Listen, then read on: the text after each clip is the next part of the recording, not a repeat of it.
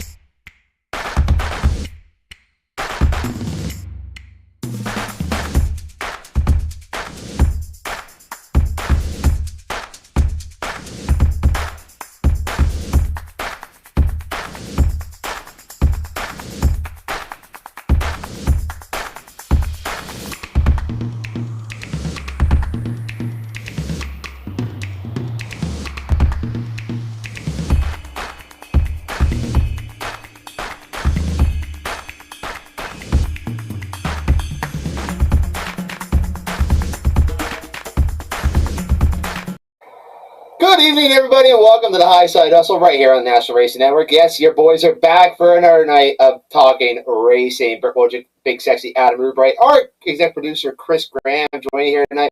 It's just going to be us tonight. We're just going to shoot the shit a little bit here tonight with the big weekend coming up here.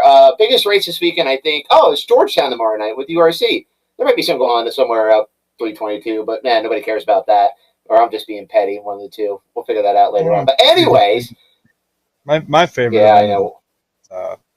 World 100. For being honest. Oh yes, World 100. That it. Well, that's how you got to go out 322 to get that way. Were you talking about the Penn State versus Ohio football game? Big game tomorrow night. Game. Yep. Big game. Penn State by 90. I don't know, the way they looked at Purdue last week was rough, but. Anyway, yeah, so no, of course, Tuscarora 50 is this weekend as well with the All-Star Circuit of Champions, presented by Mobile One. I got the Silver Cup this weekend, and a lot of it is starting tonight, so we figured, you know what, let's just have us talk about it here. The original plan was going to be have the Coal Cracker winner on here tonight, but Mother Nature decided to be a bitch and put a rainstorm down that literally just nipped Big Diamond, but by nipping Big Diamond, there was enough moisture in the air, it just dumped it, and there was just no saving the track. Unfortunately, postponed the remainder of the Coal Cracker to tomorrow night. Disappointed in it nonetheless, Adam, but I will say I feel like, now I know you were up at Selinsgrove, we'll get to Selinsgrove here in a minute, but yeah, it rained pretty solidly as I was leaving. Right. But You didn't hit that rain, though, that hit Big Diamond. The rain that hit what you were hitting was next to Big Diamond all night. It was in Branchdale. I think it just missed here in Tremont. It was over Branchdale, Higgins, all of Western Schuylkill County. But it never hit Big Diamond. Like, for those of you who don't know, Branchdale is literally 2 minutes from Big Diamond. Okay? That's a town, like, if you're coming in from Pottsville or 183, that way there, you come through Branchdale to make the turn on the right-hand road there to go up in the Big Diamond if you don't come in through Myersville. But it rained there, but it didn't rain at the track because there was lightning associated with that storm. You can see the lightning all over turn 1 and 2. Then we're like, all right, we got a shot at this here. Sportsman Conti comes out and it just dumps. It just dumped buckets, and I give credit to Jake Smalley and the track crew all night. They tried like hell to get the track back, and there's just no saving it, unfortunately. There was just way too much moisture into it. But the good thing is they are running it tomorrow night. Now, my thoughts on this here, before we get into Selinsgrove here. I hate that it's Friday night, because Friday night County is full. I wish it was Sunday, but the best thing that could happen here is that it did rain out, because there was a hell of a hole in 1 and 2, or going into 1. There was a hell of a hole there. There also was one going in 3.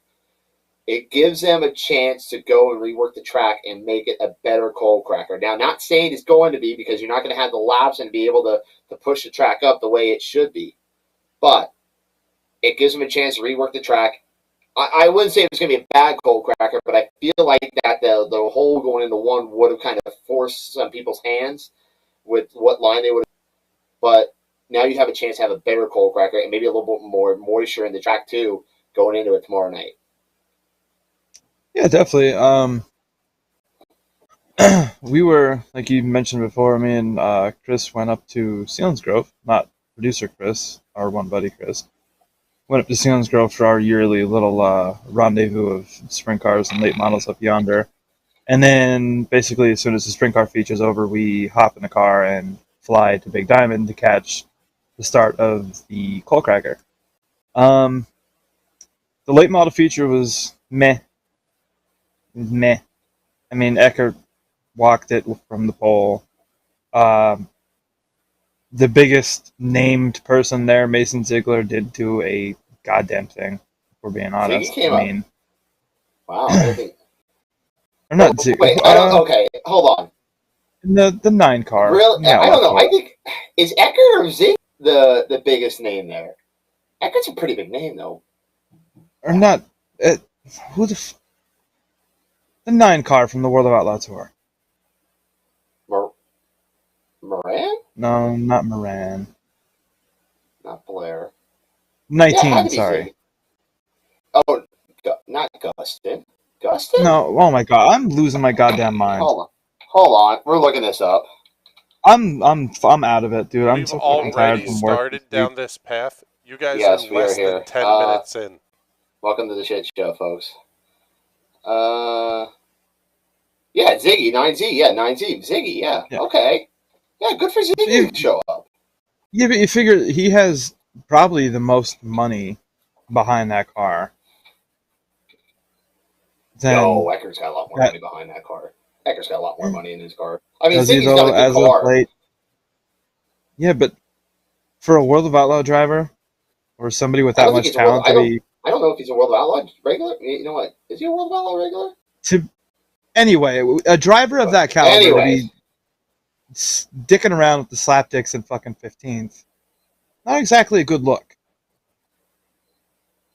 You know what I mean? Like, yeah. I think the farthest he got up to was like 11th, blew a tire, came back out, and then didn't do anything after he came back out. I feel like and you figure the best cars at Selinsgrove, you have Eckert, Ryan, Yoder didn't really do a whole lot. Brent Shale's been having a really nice year. Old Man Bernheisel, that was really it. Like, to not be able to pass any of the, as we like to call them affectionately in racing, slapdicks, I mean... slapdicks. Meh. So I was kind of surprised that there was only 23 late models there for 11,000 to win. I mean, I know Still Sealands have that. Grove is starting to come I think a around. lot of it too is how many guys were getting their stuff ready to go out to Eldora. I'm not saying a whole heck of a lot of people were going to Eldora that race at Selinsgrove Speedway, but True. you figure you didn't have. My God, dude, I'm drawing a blank Tyler? today. You didn't have Satterley. Figure he was probably getting his stuff ready for this week. But I thought he Saving would his go to Sealands equipment. Grove. I thought he would. I thought he would have gone too, but Let's see he here. didn't. Um, the sprint car feature, on the other hand, now that was a damn good race. Hmm. Lucas led most of it. I honestly thought he was going to win. If there wasn't for that late race caution and Brian Brown using the high side to absolute perfection to sneak around him, and then once that happened, it was like game over. And then like the floodgates opened, and Macri got around him, and uh, Double D got around him, and it just it looked like once Lucas got past, he got flustered. Didn't really know what the heck to do. But Is that the best that nonetheless, Lucas has looked in a while in your eyes, you think? out front, leading, absolutely. He looked when he was out front. He looked calm. He looked comfortable. He was making the right moves.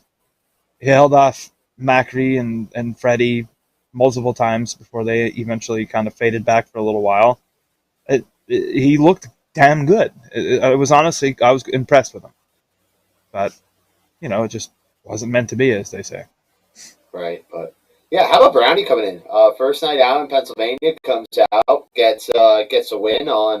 Well, I shouldn't say first night out in Pennsylvania, or third night out in Pennsylvania, but still, Brownie. It seems like Selinsgrove has been a track that he's had a lot of success at over the last couple of years.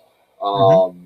I wish it kind of transpired over to Port Royal in a way with his big track work, but and I would think not like he would have better success at Port Royal than Selinsgrove, just because kind of the similarities there between Knoxville and Port Royal. But maybe as you look Uh, at it, there I might be more let me similarities stop between you right Selinsgrove and there. Knoxville. Let me There might be stop you more right there. similarities between Selinsgrove and Knoxville. I think there's more similarities between Knoxville and Selinsgrove than there is Knoxville and Port Royal. And here's why. Selinsgrove has a little bit of banking, not a whole hell of a lot. Knoxville has a little bit of a banking, not a whole hell of a lot. They're both half miles. Now, obviously, the shape is different, but you get that kind of almost same sensation, I would imagine, as a driver of the speed going down the front stretch into the turns. And Selinsgrove has big, wide, sweeping turns, kind of like Knoxville does. I'm not saying Port Royal doesn't, but the banking at Port Royal comes into play a lot more than what you would think, I would assume. I can agree with that. Yeah, I can agree with that. Also, I think they both have an oval shape to them, more than where Port Royal you have the straightaways there. But I feel like they both have a little bit more of an oval too as well. Yeah, in a way. Yeah, but no, good on Brownie. He's showing some speed to start off the week here. Between that and a fourth place at the Grove. Let me see here. Yeah, fourth at the Grove on Friday night. Hey, Lucas got third at the Grove Friday night, so good weekend for Lucas.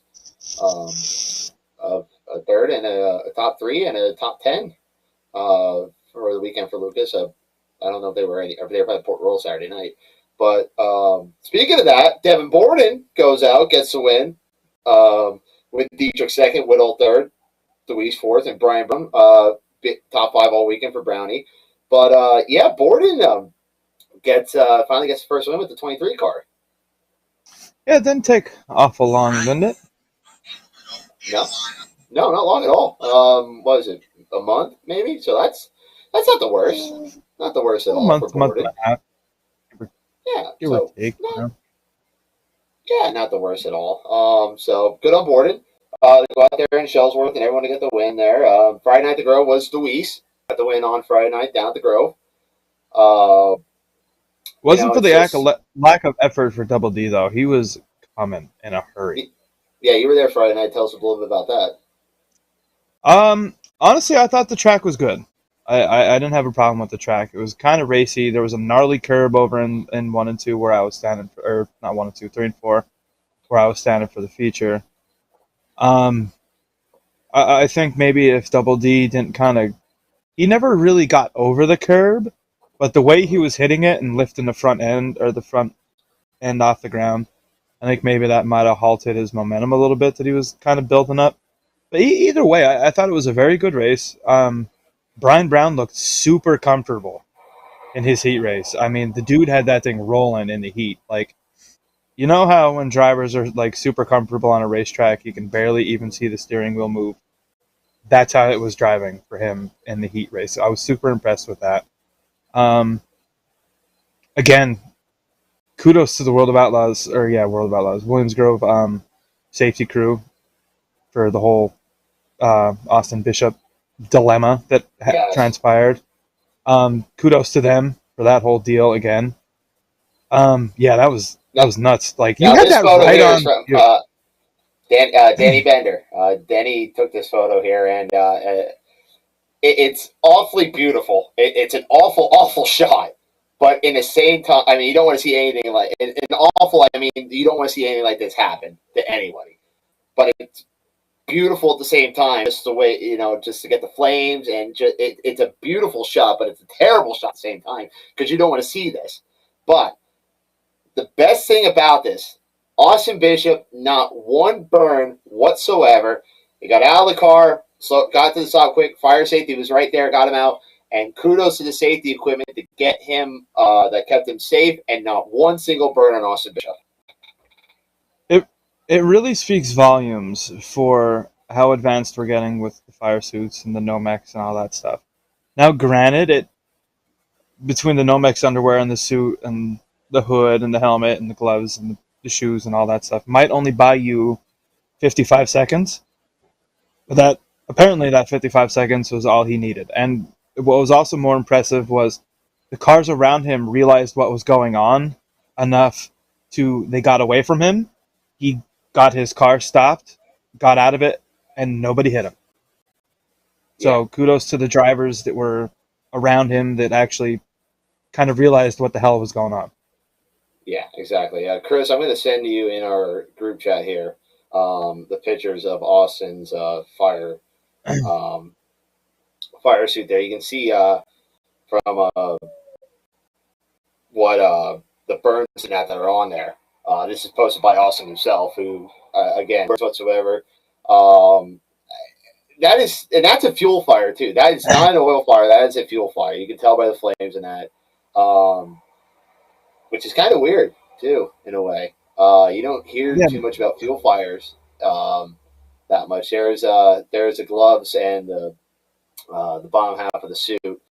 Puma makes some damn good gloves, honestly. They make some damn good gloves, and there's the top of the Simpson fire suit there. That's a testament to the sport right there, and their research and development to get that.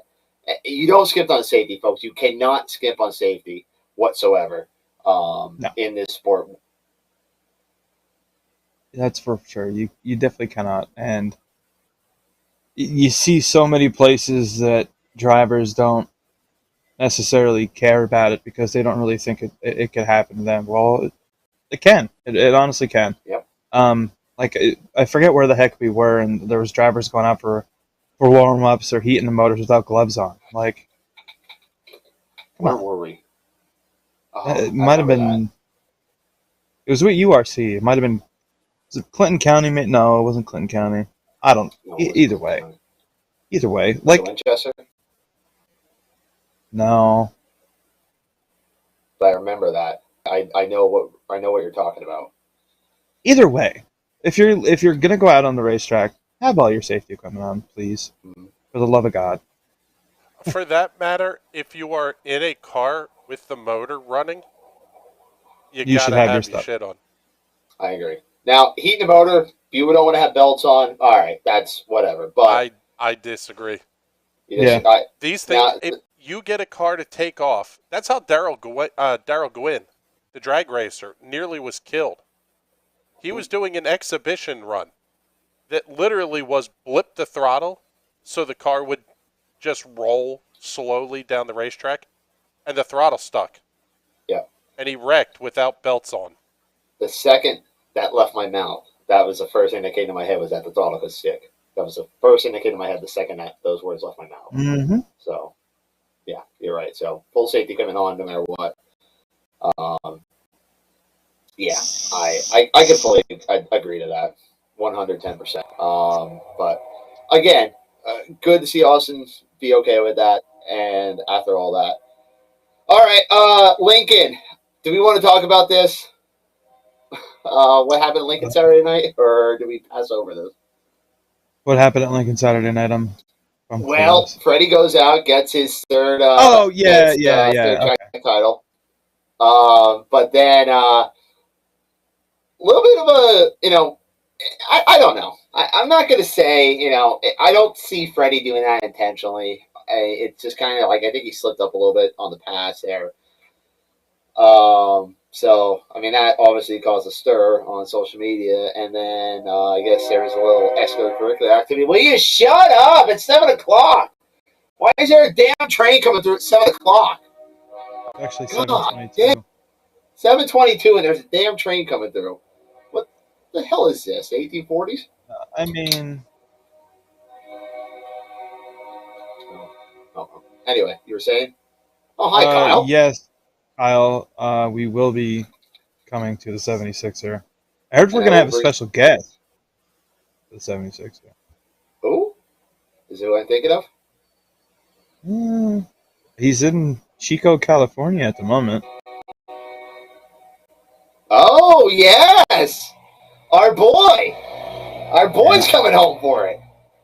Ah, shit. Yep. Gibson just gave him. Anyway, By the way, boys, couple of quick comments here. yeah. Justin Reigel checking in saying Ziggy is in the Barry Wright house car now. Adam got a point. That's right. I knew it was a house car for someone. I couldn't remember whose house car it was. And Brendan Hires saying Brendan Hires back to back this weekend, Bert. At Egypt. Attaboy, Brendan. Yes. Good job on your win. Couple weeks ago there, bud, and nice to see you go back to back as well. So good on you, man. Congratulations on your win, and can't wait to see you guys soon, hopefully. Yeah. So, what do I want to lead into here now? Let's go into how about Brett Marks saying fast Friday night at Sharon, place where he's been very good at. Yeah. The season he's having is impressive, to say the least. He's not winning, just like regular shows here or there. He's winning like big time events against big time names doing big time things, which is impressive because like the last couple of years, he's been fast, yeah, sure, here or there, but he hasn't had the speed consistently throughout the entire season. Mm-hmm. Now, this year is just a dominant year for Brent whatsoever. It is fun to watch. And, maybe you could lead into this weekend, tough score of 50. We'll get to our picks at the end of the show. But Saturday night, Cap Henry took the win for the Lou Brain Memorial. Nice win for Cap out there. I need to get back to Sharon. God, I love Sharon. That place is just so badass. Slicks off to the wall. Oh, Every time you say Sharon, I think of Sharon Osbourne. Like, just... Sharon! Oh, God. I don't know why that pops into my head there, but I need to go to bed. That's what I need to do. No, we still got a little bit to go on this show yet. But, yeah, other than that, Von Doren from 18th at Grandview, closing in on the points. Greg, this coming Saturday night. And then it's Sixer time, boys. It is Sixer time coming up. Very, very soon. Yeehaw. Yeehaw. The month of money is underway. Month of money is underway. We, I guess it officially kicked off Friday night, really, with Sacramento win at the Grove. And now you have, $17,000 on the line tomorrow night at Big Diamond, and then $54,000 on Saturday night. And then next weekend, you got not only the $30,000 to win Sixer, you have the Dirt Classic. That's what, 20,000, I think now. Yeah. Plus, you also have the Friday night Dirt Classic qualifier, Williams Grove. I'm sure that pays probably That's 7. 10,000. Oh, that's 7. That's 7. Yeah, 7. Then That's end 7. of the month. end of the month you have National Open, and Mm-hmm. Seattle's got a from there National you. Open too. That's what, 20 grand, I Oh think. yeah, yeah. That's a 2-day show. I'm pretty sure. The weekend of the 24th. I think it is. I believe it is. So, month of May's here, folks. It is a fun time. It's a great time to be alive. And yeah, but yeah. So when we're gonna take a first commercial break. When we come back, Finches Meat Market news and notes. We'll do some more bullshit about whatever we find out here. If you got any comments, please put them down below here. You guys are basically the Fredericksburg Eagle Hotel hotline tonight because you guys are just filling in the show here. 24 Motorsports sticker down below has all the results you can check out when we come back from our commercial break. Stay tuned, folks. You're watching the Highside Hustle.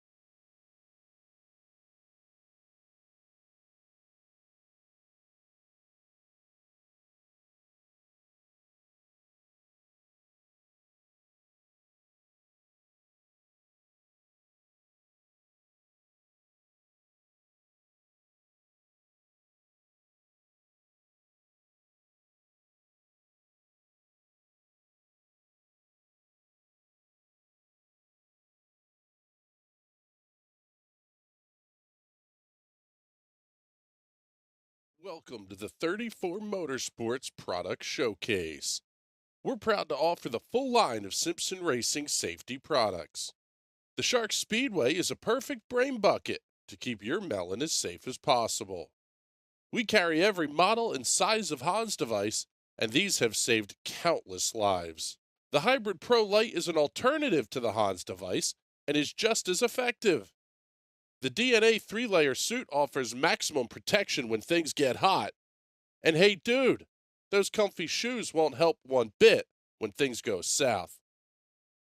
Keep those hands ready to work with a pair of Vortex FIA gloves meeting every current standard. From 5 to 7 points, we carry every one of the Simpson harnesses, keeping your rear end right where it should be. Keep all your gear clean and together with the helmet and FHR bag, and always be ready to hop in a race car. Visit 34motorsports.com and order today.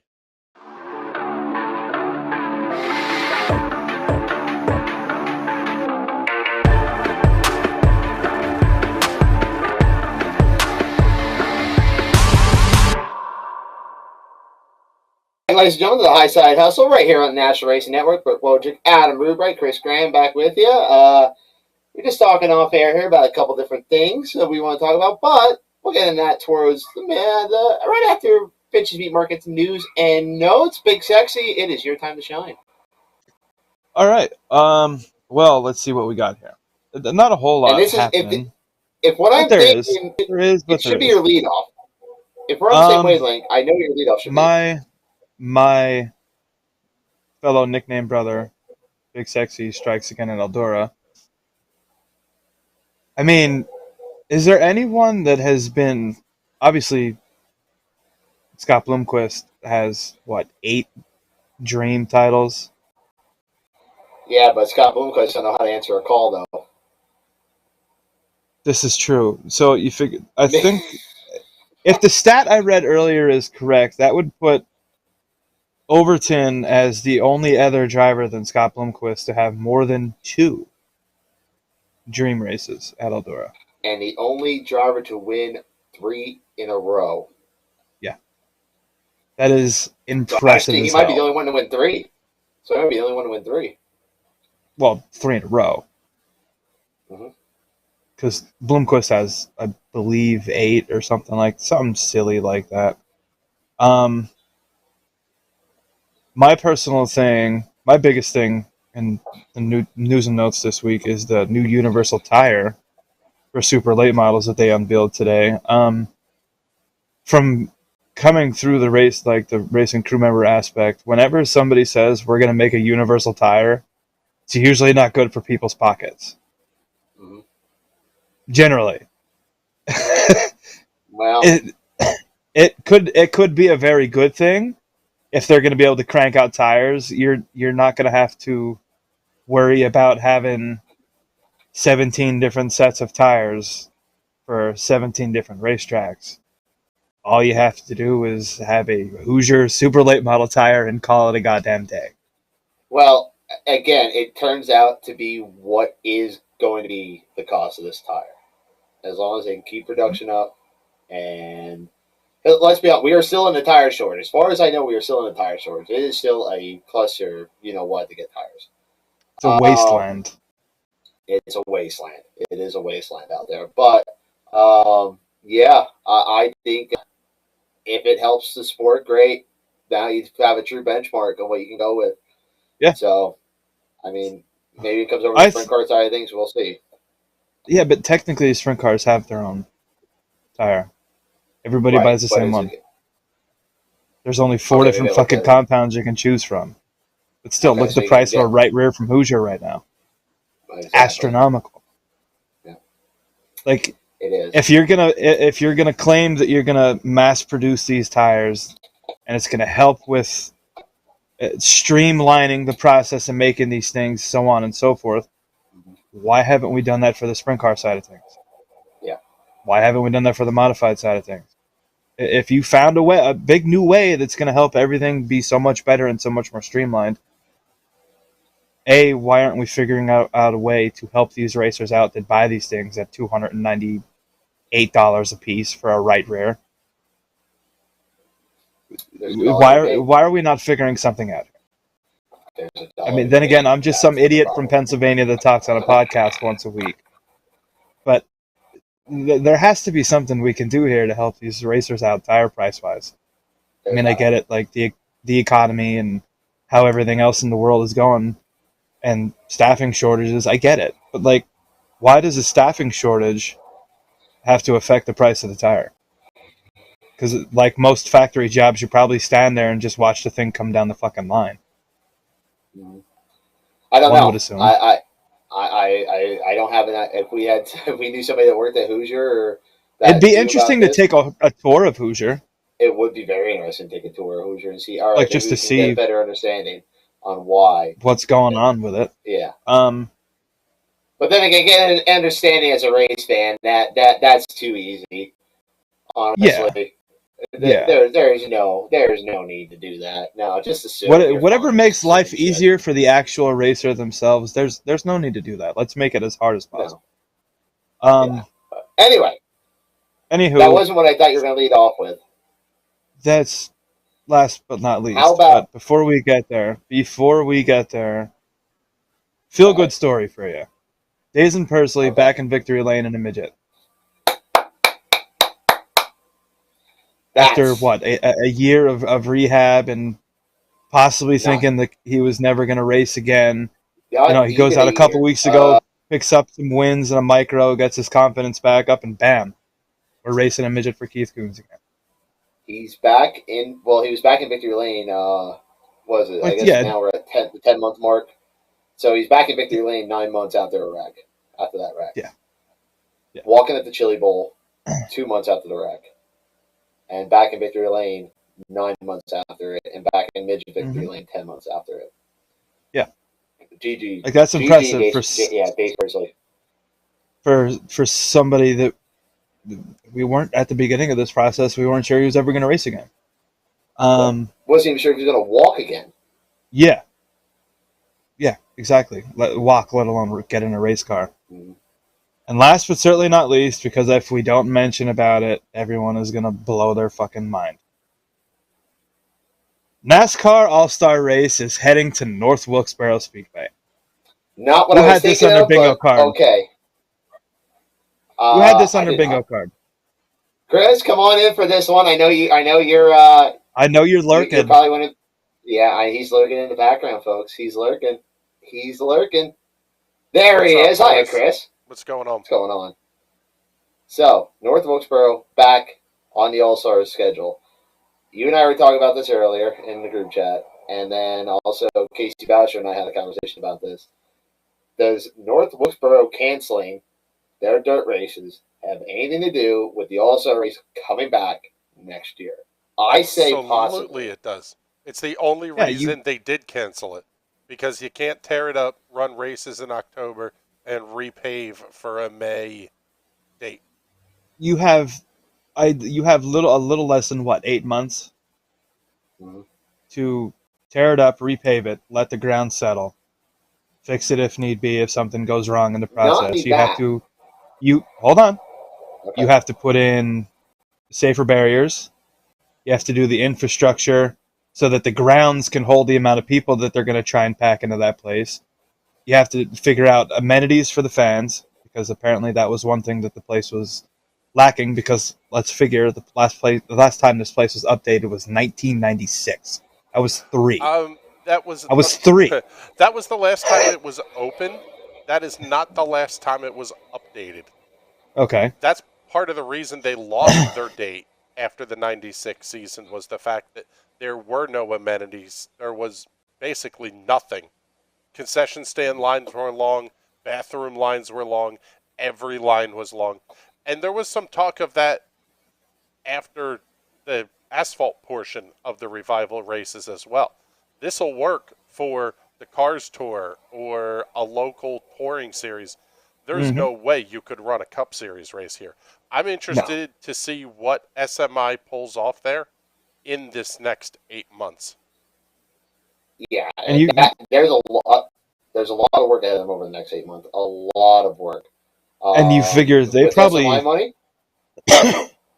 oh yeah, the possibility is endless.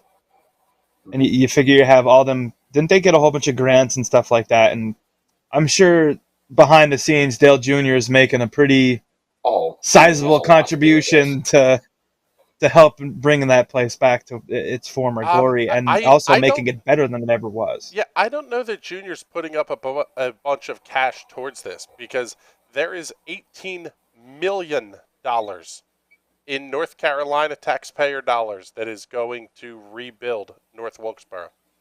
There's another 10 or 12 that's going to Rockingham, which is another piece that has not been discussed whatsoever in this whole thing. Um, there's a lot of moving parts, but there will be some old tracks coming back to the Cup Series here soon. I'm all for Rockingham coming back. I love Rockingham. The revival, if the revival of North Wilkesboro taught us one thing, people want these historic racetracks. They don't want them to go away. If that's what the revival taught us, but more importantly, it shows you can bring a track back from the dead and have success with it. Because wasn't that the whole So, concern back in the day that without the cup rate, like this place will never survive, which it didn't. But in the same aspect, you're almost what almost 30 years later since the last time they raced, and there's still an interest for that place to be popular. I think part of the deal is, and we've seen this with other things, the first year is great. The second year, usually great. By the time you get to the third year, the fourth year, things start to fall off. North Wilkesboro Speedway is an absolute pain in the balls to get to. It's not easy to access. It sits next to a highway, but there's no exits. There's no infrastructure. There's I bet you no. that's going to change. I don't know that it can if you just look at the place on a map. But you're talking. The potential is there for it to be great. Run one weekend a year for the Cup Series. Run the trucks with them that weekend. Give them an Xfinity date on the opposite end of the calendar. A Cars Tour date, a Wheel and Modified Tour date. The place is going to be open 4 or 5 weekends a year, and it will be a smashing success. Yeah, I Yeah, can agree with you that, don't Chris. you don't necessarily need to run on it every week. I mean, No. perfect example. Look at Bowman Gray. They race what, like from the time school's out to the time school starts again, because they use the inside of the track as the track for school and also the football field. Yep. Look how popular that place is. Yes. And the five, Winston-Salem State University, a yeah, historically black college and university. Bowman Gray is done because it is their football season. yeah. And it is a fantastic venue. I will get there. Like, I want to get there for a race, but I was there a couple years ago just to look at it. It is a fantastic venue. you I figure was that there for a race a few weeks ago. How was it? Let's hear it. It was everything it's cracked up to be. Absolutely spectacular. The facilities are top notch. Way more bathrooms than they could ever need. Really? Food trucks all over the place. They have I'm going to call it the drunk tank. There's only like 3 sections where you're allowed to drink beer, and you have to buy the beer there. No big deal. They charged like $6 a pint or something. It really wasn't bad for like a 16 ounce. Wasn't bad. Not bad at all. Yeah, food was great. Concessions were good.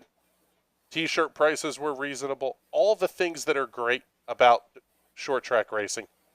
And my favorite part, advertised start time. Qualifying at 6, features at 8. At 8 o'clock, the national anthem started. By 8:05, the first feature green flag of the night was on. Fantastic. The entire program was done. The building was empty by 10:30. that's impressive. That's a fantastic Dirt tracks, take notice, please. Car counts, though. Good car counts with it? Yeah, great car counts. The only one that didn't have a ton of cars were the vintage. They ran a bunch of like 47 to, I'll say 40s and early 50s car, like old cup cars. Mm-hmm. Those things were awesome. They were fun to listen to. Sportsman racing, easily the best race of the night. Leaders were side by side swapping paint for 25 laps. Didn't wreck each other. There was none of it. Good, hard, short track racing. I feel like a place like Bowman Gray, if you can run side by side, you're pretty impressive there. Because that's a place that's historically known for bump and running and just wrecking Shenanigans. shit. Shenanigans. It's board yeah. flat. And it's literally the running track. it is. It is flat can be. And watching these dudes airmail super late models into turn 1 and turn 3 was like, holy God.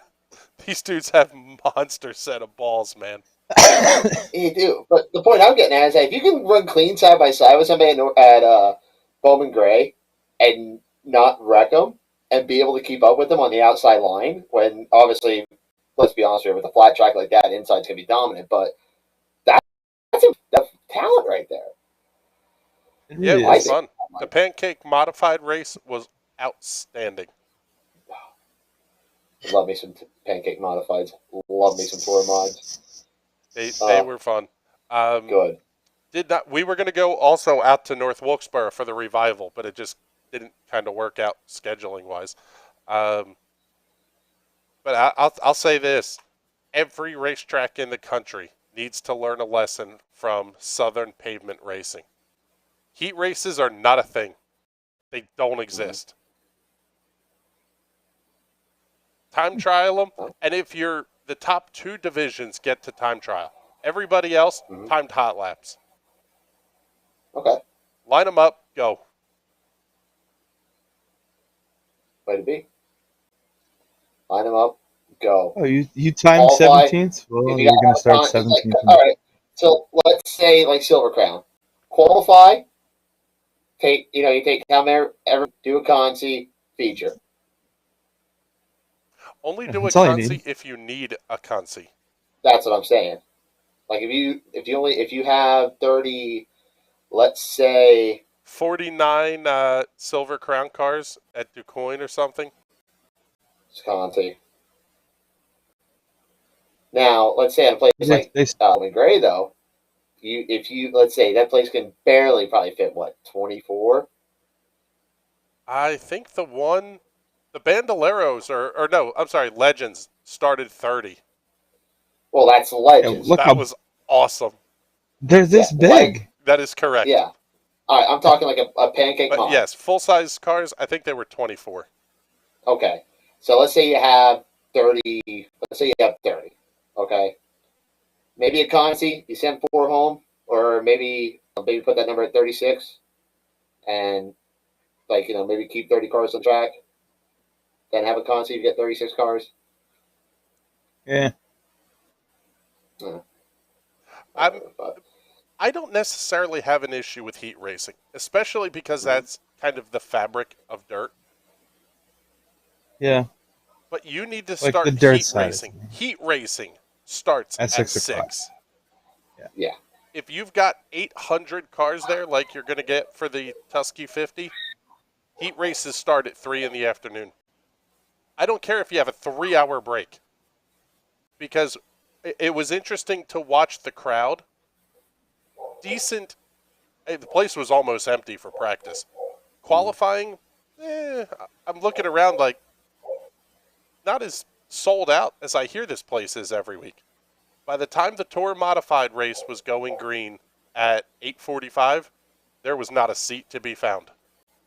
Because the fans know the first feature race of the night runs at 8 o'clock. They're going to run their race, do their victory lane.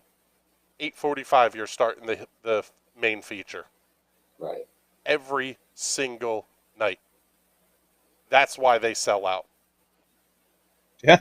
Not the first time we've had this conversation on this show. Not the first time And we had this tickets conversation. were $5, $8. No. Yeah, You shit me. no. Wow. Our whole family went, including food. So I fed 5 people and got us all in and bought a bunch of beer, and it was less than $50. No shit. Now, It's a good that's for time, a regular huh? Saturday night. I like to see it when it's like a bigger show, like the 200 lapper they had down there for the tour mods. I'm sure that's a little bit more. But still, that $8 to get in, that's Linda's prices. That's fantastic. Yep. Oh, Not $5 bad. Fridays at Linda's Speedway, by the way. $5 Fridays. Got $5. By the way, are you boys busy in yeah. November? Speaking of small car racing, What do you got? I can't announce it yet, but a big event that we have had the last several years looks very likely to be coming back to the NRN airwaves.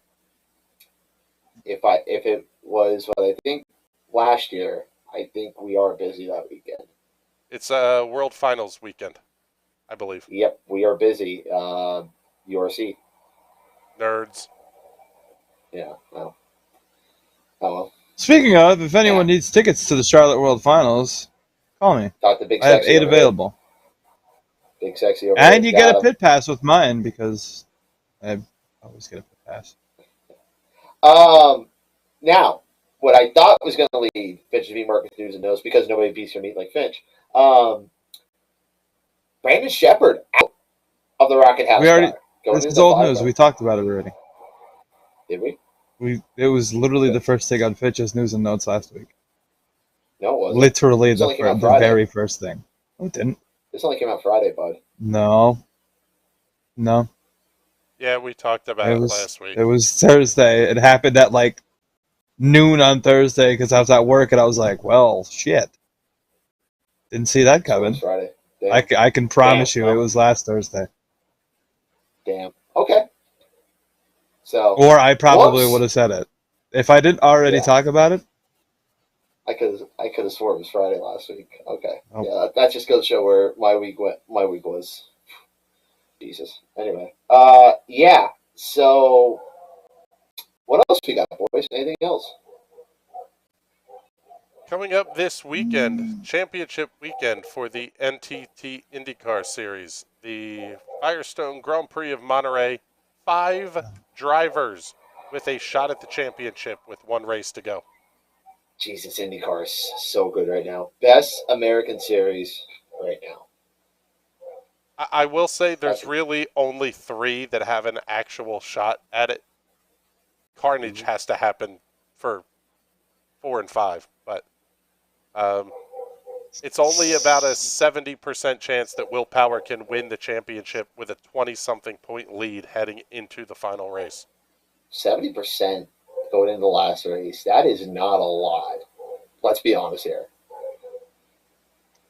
I mean, it's good odds, but it's not, normally that's not a lot. It's not a lot. It comes to racing. No. So, yeah. What else? What else were we talking about? Oh, Chris, you wanted to bring up the outlaw points. Okay. Let's talk about it. What the hell? I'll come back on screen here for a minute while I'm looking up. Taco about it. I have the point standings here, updated as of September 5th, 2022. Brad Sweet from Grass Valley, California, is your points leader by 72 markers over David Gravel. From Watertown, Connecticut. I was waiting for you to point lead from Watertown, Connecticut. In the Meseta Valley Transportation. Chris Gibson joined us here tonight, folks, on the Frenchburg Eagle Hotel Hotline. 72 points back. However, both drivers have 56 starts. Gravel has 2 more wins, 1 more top 10, but 1 fewer top 5. They are having almost identical seasons. There's no way a top 5 is worth 72 points. No, not at all. No, it's more than that. It would have to actually be worth more because Sweet has 2 fewer wins than Gravel does. But perhaps the most egregious of all, third in Carson points, Macedo with Carson 10 wins. Macedo out of Lemoore, California. 44 top 10s to the leader's 48. 30 top 5s to the leader's 33. 11 wins to the leader's 4, and he is 98 points back. I'm sorry, but consistently 7th should not be good enough to win you a championship. We talked about this when we were during break here. My thing is, where DNFs? Because I know Sweet hasn't DNF'd in a while. Gravel has had a DNF lately, and so has Macedo has had a couple DNFs lately. Those, I think, are your deciding factors right now, Chris. You're talking if you're about not DNFing, seventh is not good enough. If you're not DNFing, that's still top 10. Bert, I can see where Chris's argument's coming from here. 11 wins. 4 wins. 11 wins. I know. 4 wins. That's actually more than 2 whole hands, Bert. I know you're uncomfortably close to Palmerton there. Yeah. Okay. Yeah, sell yourself there. We're not that bad. I mean, I know Pinecrest is bad, but Jesus.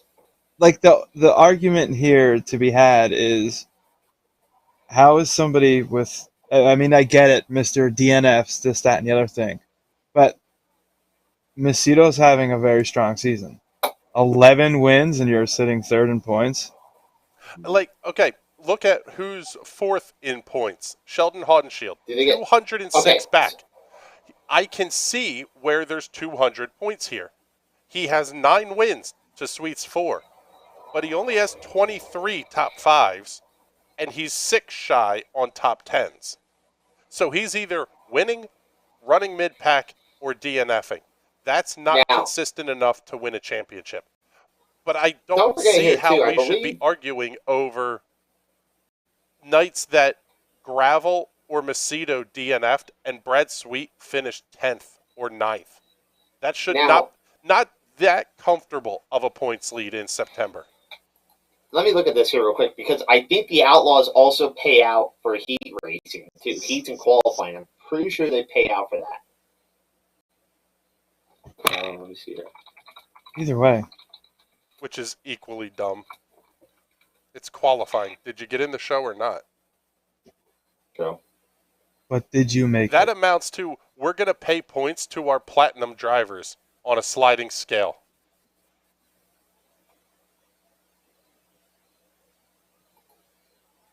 Let's see here.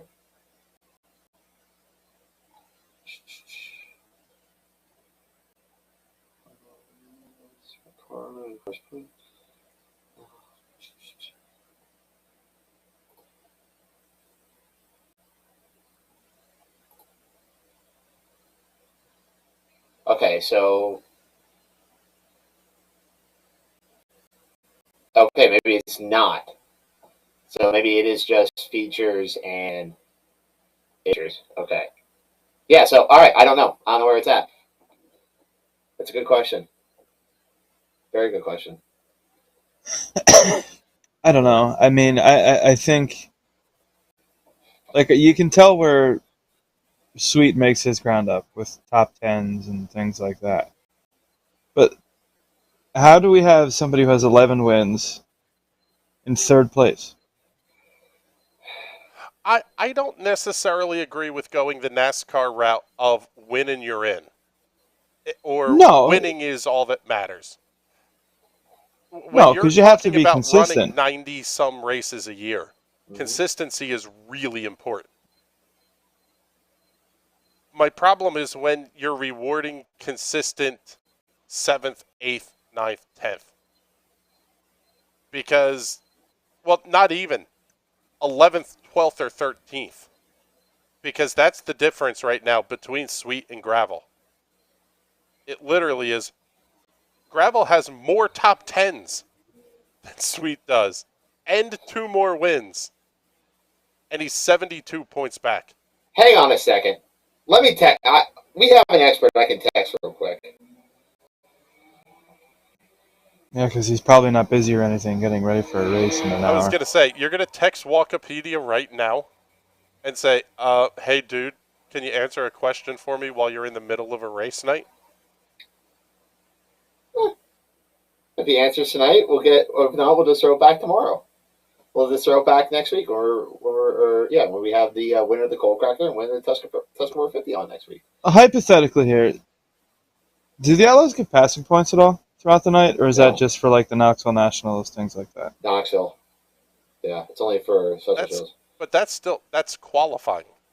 Like, passing points Yeah. is a qualifying format, not... Unless they like somehow backdoored it in there that you get so many points for passing so many cars, because I don't know. But It's silliness. I agree with Chris on this one. I honestly I think that the points structure needs to maybe be reconstructed just a teensy bit. Why are we rewarding people for running 10th, 11th, and 12th compared to the people who are consistently up inside the top 5? Right. Well, Okay, let's see if he here. answers. Let's see if he answers.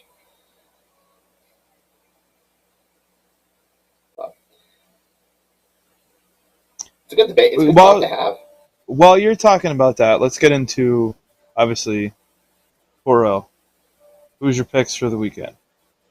Oh, let's not do it. Let's not do a 3-day thing. Like, who's winning on Saturday night? Like, I don't care about tonight and tomorrow. Who's winning Saturday? Let's see here. I'll go with it. Brett Marks.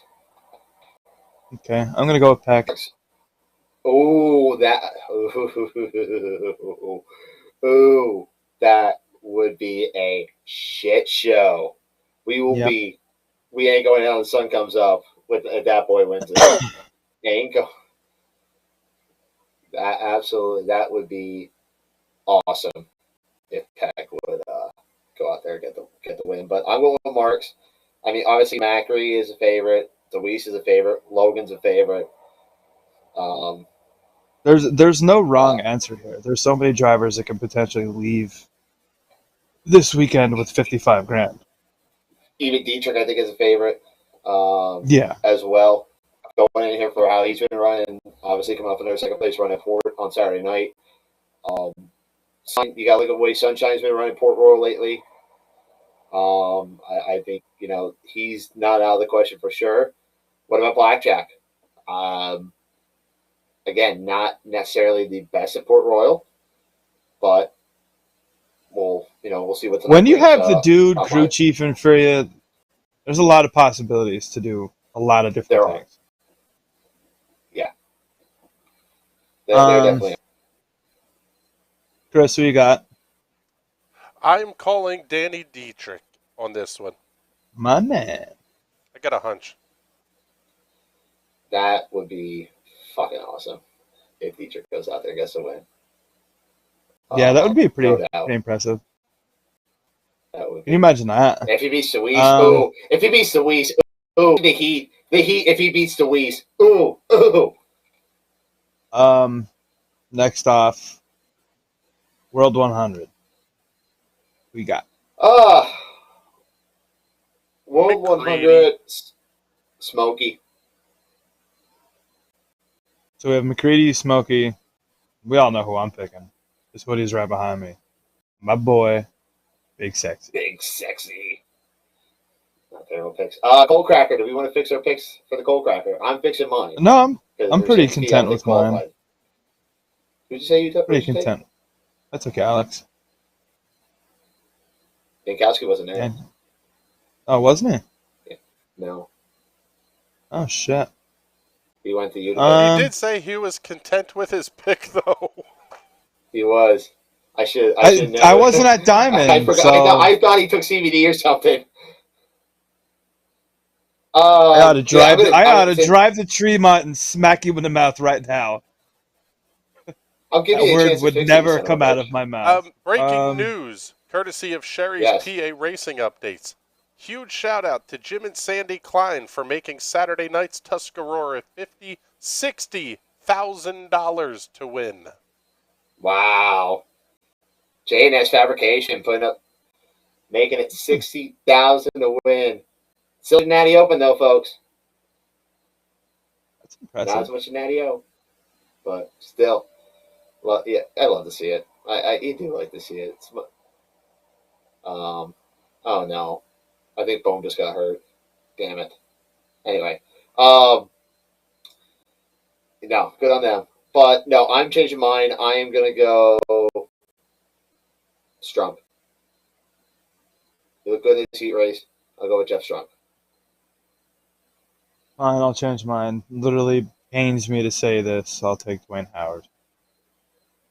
Chris, you might as well just take CBD at this point. I was going to say, if whoever Adam said, I was going the other way. So I'll take Craig Van Dorn as my pick to win the Coal Cracker. It always circles back around to the big three at some point. Always circle back to the big three at some point. You gotta love it. Sorry, I'm vomiting in my mouth. No, stop it. Dwayne's all right. We don't mind Dwayne as much anymore. Who went? No, for Chris's pick. Who wins the Gold Cup? Yeah. Dominic Scelzi. Ooh, the Taco Man. Taco Man. Dominic Scelzi. I'm gonna go out on a limb here. I'm gonna say Macedo. Okay. Okay, I like it. All right. Anything else, boys? Chris, what else you got? Put this in the bed. What do you got for Gold Cup? Oh, man. Mr. Producer Mans. Sheldon. Okay. Okay. I like Sheldon's. Sheldon's. Sheldon's. With an S. Sheldon's. I think Hudenshield catches up to Macedo, passes Macedo and wins before the end of the month. We're going some tracks where Sheldon's good at. So, yeah. I mean, that West Coast swing, he just sailed that ball. I mean, you figure out how good Sheldon been at Williams Grove as of late. Yeah, but Natty Open, that's going to be a different animal. Natty Open's going to be a completely different animal come up here. Is it, though?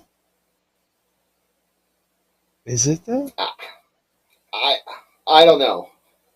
I feel like everyone just steps their game up just a little bit. He is. Well, yeah, obviously, everyone steps their game up. But in the same aspect, like, whatever Sheldon hit on for Williams Grove is damn impressive. Mm-hmm. I agree. I mean, it's not too often the Outlaws come in here and spank our ass when it comes to future wins at Williams Grove. Mm-hmm. But And think about it. really though, without our saving grace, Lance Deweese, like we'd be And really Brett fucked Marks. against the Outlaws and Marks. We'd be really screwed against the Outlaws the last couple of years if it wasn't for Marks and Couple of Deweese. years. But this year it is close.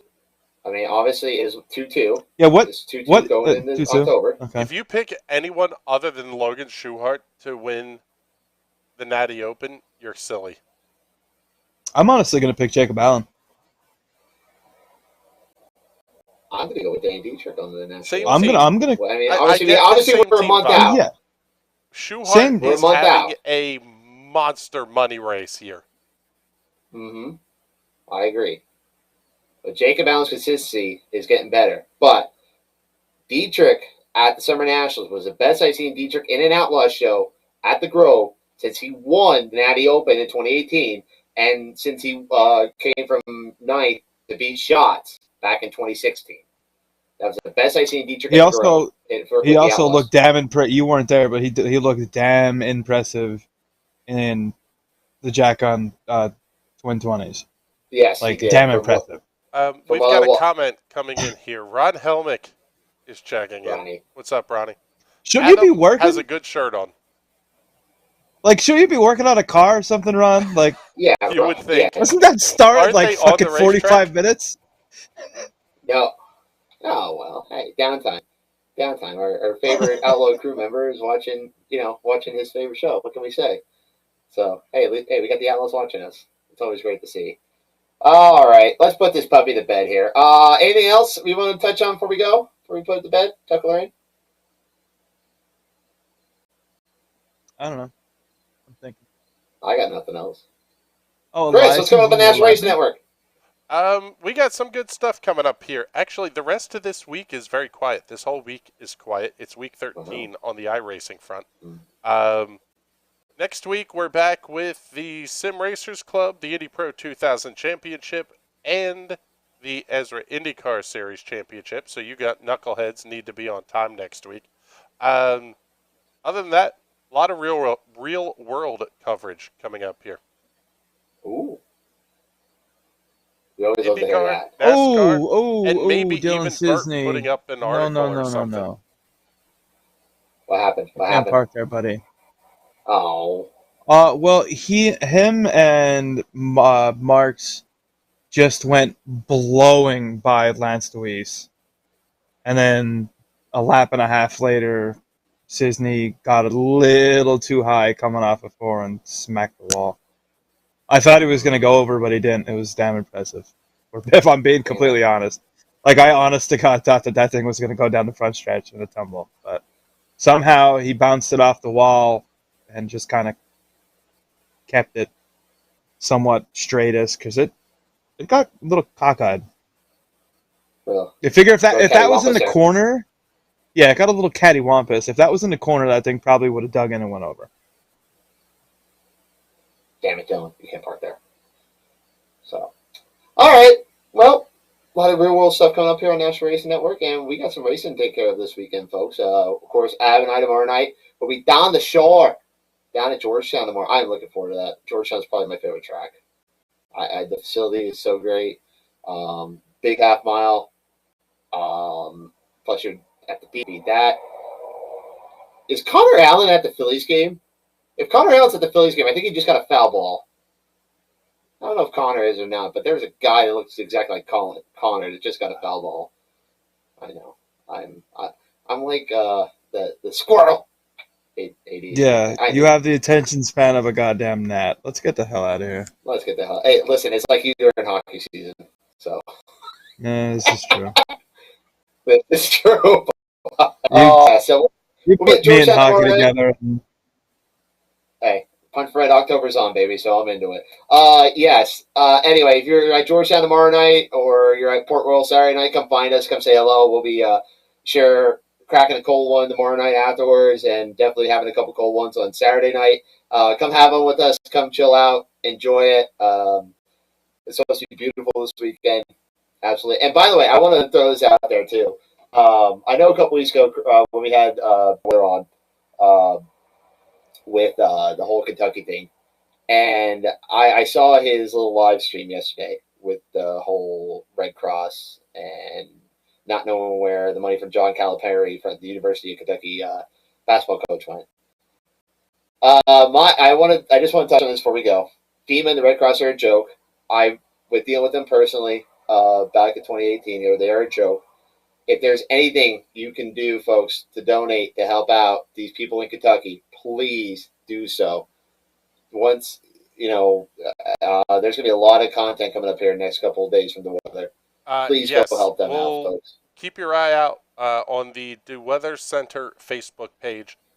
Peter is actually coming here to my place tomorrow to pick up piles of camera gear, and he is doing a one-man road trip, content creation bonanza, driving back down to Kentucky because they're literally getting screwed out of everything.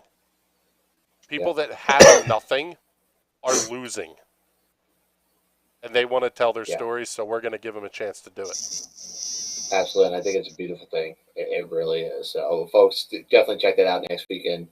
Please, the Christmas drive's going on. That'll be coming on. There's a lot of good things here, but these people in Kentucky need the help badly. So, stay tuned with that. Go check out the Weather Center on Facebook and YouTube as well. Don't forget also, thanks to our great sponsors here with the National Racing Network and the Highside Hustle, Frenchburg Eagle Hotel. You guys are in the Frenchburg Eagle Hotel hotline tonight. Thank you for everyone for commenting and sticking with us here at 34 Motorsports. Ticker below. Alan Grace, Hot Shoe Racewear behind us, a beautiful flag that flies every single Thursday night. And yeah, that's going to do it for the Highside Hustle, folks. Don't forget, we'll be back next Thursday night with another great show. The plan is, hopefully, we can have either the winner of the Coal Cracker or winner of the Tuscarora 50 on next Thursday night.